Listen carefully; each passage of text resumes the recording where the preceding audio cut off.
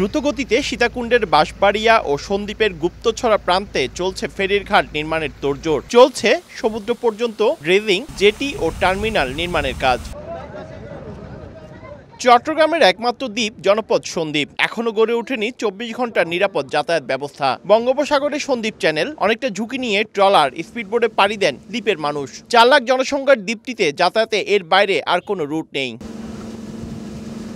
তবে দ্বীপবাসীর জন্য আসার আলো হয়ে দেখা দিয়েছে ফেরি চলাচলের সরকারি উদ্যোগ। ভ্রমণ নিরাপদ ও সহজ করতে ফেরি সার্ভিস শুরুর উদ্যোগ নেওয়া হয়। আগামী মার্চে এ সার্ভিস শুরু করতে চায় কর্তৃপক্ষ। প্রাথমিকভাবে পুরনো ফেরি দিয়ে শুরু হবে চলাচল, পরে এই রুটের জন্য বিশেষভাবে ফেরি তৈরির পরিকল্পনা রয়েছে। অর্ডার অলরেডি হয়ে গেছে, ফেরির কাজও চলতেছে। আমাদের কাছে বর্তমানে যে ফেরিগুলো আছে, 6টা ফেরি আছে, আমরা চেষ্টা করব মানে সেই ফেরি সেখান থেকে একটা ফেরি দিয়ে চালানোর জন্য। প্রায় 17 কিলোমিটারের চ্যানেলে ফেরি চালানোর আগে যথাযথ সমীক্ষা জরুরি। বিআইডব্লিউটিএ বলছে বছর শেষে ফেরির পাশাপাশি সি ট্রাক যোগ করা হবে। টেম্পোরারি ঘাট যেহেতু আমরা নির্মাণ করেছি, টেম্পোরারি আমরা কিছু ফেরি ইনল্যান্ড রুটে যেগুলো চলাচল করে সেগুলোকে নিয়ে আসবো, কিন্তু নিরাপত্তার বিষয়টা আমাদের খেয়াল রাখতে হবে। নিরাপত্তা যদি নিশ্চিত করতে না পারি সেই ক্ষেত্রে ফেরি চলাচল।